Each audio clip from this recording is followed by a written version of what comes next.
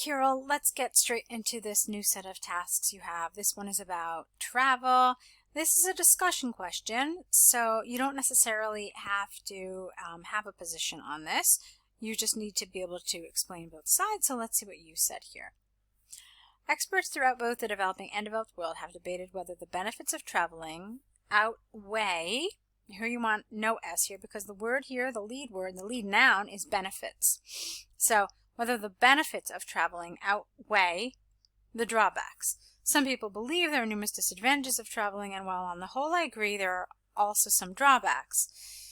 This essay will discuss both the advantages and disadvantages of traveling using examples from the UK government and Oxford University to demonstrate points and prove arguments. So you didn't need to agree here, and in fact some people would tell you that you really shouldn't agree or disagree. You should just kind of leave it as a general introduction with no position, because you can see nowhere does it actually ask you for your position, okay? And since it doesn't ask for it, it really just wants a balanced kind of analysis of the pros and the cons, okay? So keep that in mind when you're doing these. This is why it's so important to, read the question carefully and make sure you've understood it. So let's see what you wrote further down. On the one hand, there is ample evidence that traveling has some drawbacks.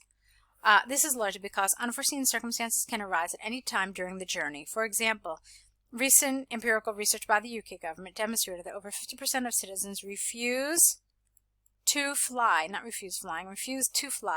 on airplanes because of the lengthy delays. It must not be forgotten that roads abroad might be less safe, okay, not less safer. Just like we don't say more safer, we can't say less safer, so it's just less safe than in the home country, and therefore heavy traffic and even road disasters are more likely to happen. Thus, it is clear that traveling has its disadvantages. Okay. Despite the aforementioned problems, there are many benefits of traveling. I like the way you segued here. This is largely because it provides many opportunities for people, get rid of the, such as seeing new places and learning about cultures, meeting new people, and gaining experience. For example, an extensive study by Oxford University showed that over 90% of people have a sense of adventure. Consistent with this line of thinking, it is essential for individuals to travel domestically and internationally. Therefore, it is possible to state beyond doubt that traveling clearly has its advantages. Okay, so let's take a look at here at your development. So you said that it allows people to learn about cultures, meet new people, okay? And then you said that 90% of people have a sense of adventure. So I don't really know how closely linked that was with this previous idea. And then here, you said it is essential for individuals to travel domestically and internationally. So again, I felt like these three sentences didn't really develop your paragraph particularly well, and they certainly didn't really connect to each other. So, what could you have said instead? I liked what you wrote about learning about cultures, meeting new people. So maybe you could have said something like this. Maybe you could have said that, for example, an extensive study by Oxford University showed that people who travel, or how about this, 90% of people who travel have a much have a much broader perspective of the world, are more open-minded, and are more tolerant of differences. Okay? So you could have said that. And then after that, let's see. How about this? Consistent with this line of thinking, employers state that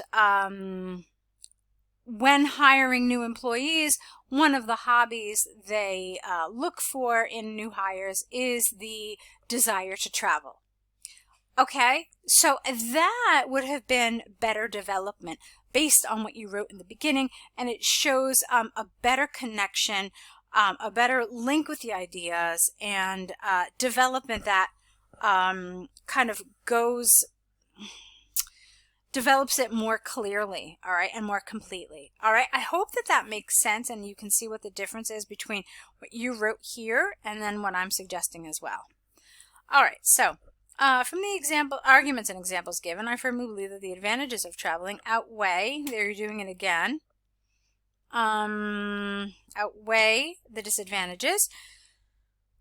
It is predicted that with the worldwide development of the tourism industry, more people will start traveling. Okay, that's fine.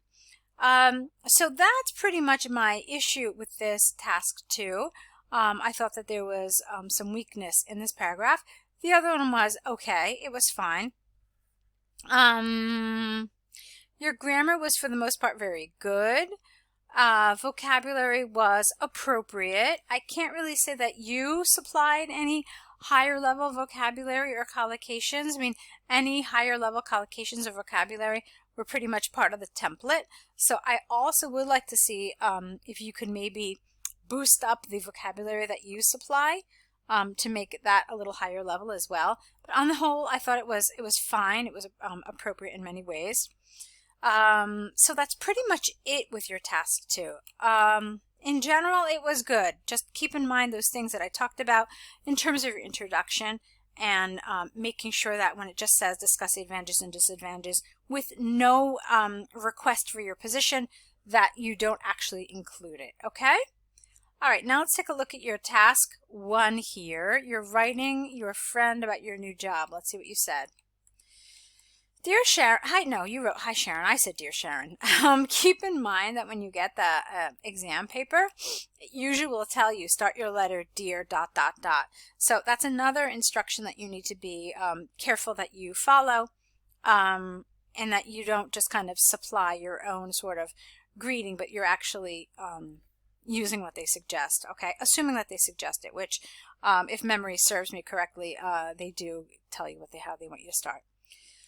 Okay, so, dear Sharon, how are you? I just want to write to let you know once again why I left my previous job and started working for the cruise line industry.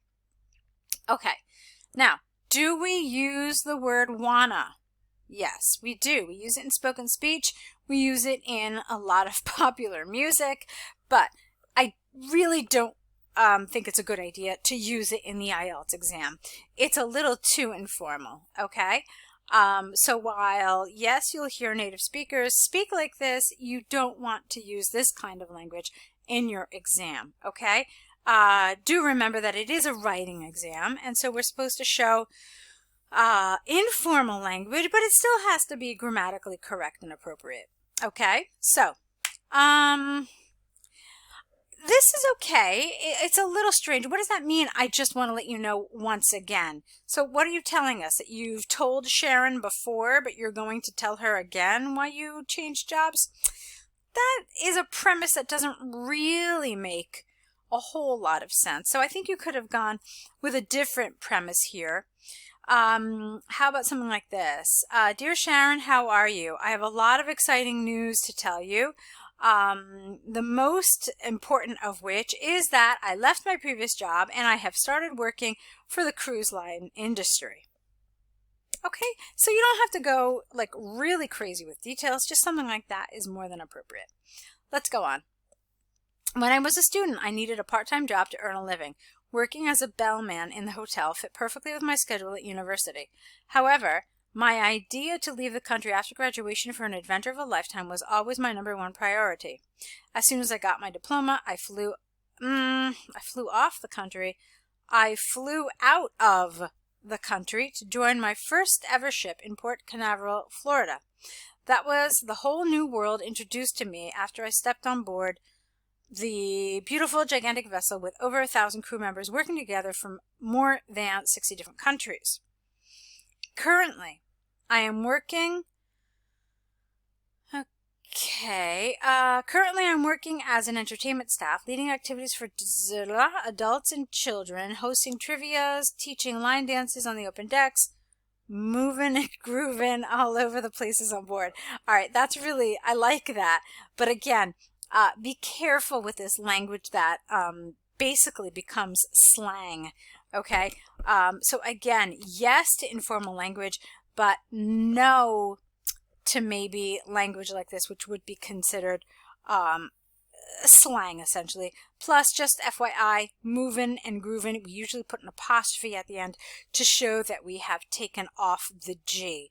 So I like this. I find it charming, but for the purposes of IELTS, I do want to recommend that you're just a little more conservative in terms of language. So maybe not so much of this slang, essentially. Okay? Let's see. Where was I? Ah, yes, moving and grooving. So, teaching line dances on the open decks, moving and grooving all over the places on board. Working on the ship is so much fun. You always communicate with the guests and your fellow crew members. My life's completely changed here. I've already visited a few countries, and there are many new places ahead of me later on our itinerary. I'm so excited to hear back from you with updates regarding your life. Cheers! Okay, and then, okay. Let's see. So, write a letter to your friend. Explain why you resigned from your previous job. That part I really didn't get. So, is this where you were telling us that you were a bellman, and as soon as you finished university, you decided to kind of set off for your life's dream? Is it? I wasn't really sure. I think that that's what you meant, but you know, maybe it would be helpful if you could just kind of delineate this a little more clearly. So, let's see. Let you know why I left my previous job and started working for the cruise line industry. How about something like this? So, as you know, when I was a student, I needed a part-time job. Working as a bellman in the hotel fit with my schedule at university. Okay, yeah, I guess you did it. Okay, I guess so. That's fine. That was my one concern. So I just had to read it again and also just kind of think aloud with you listening regarding this. So it was fine. You really went to a lot of length to talk about your new work. I thought you did fine. You talked about the other updates in your life. You said that you visited a few countries. I have to be honest with you, it kind of felt really related to more of these details about your work. So what you could have done here is you could have kind of had a separate paragraph for that last bullet about the other updates in your life. And you could have just said, you know, maybe that you've made a lot of new friends, maybe that you, you know, you traveled to the location of your dreams, etc., etc., and then you can maybe give a detail about that. So you could have done some stuff like that, so you could fulfill that bullet of, you know, supplying some other details about your life. Because the way it was organized, it didn't really feel like it. Like I had to kind of search for it. Do you know what I mean? So remember to use these bullets really as a clear outline as to how you should do your task one, okay? And even how you can separate your paragraphs, okay? So that's pretty much it. I think you're doing really well, but just keep the suggestions and advice in mind for your next set. If you have any questions, please let me know in your email, and I'll wait to see what you write for us, okay? Good luck.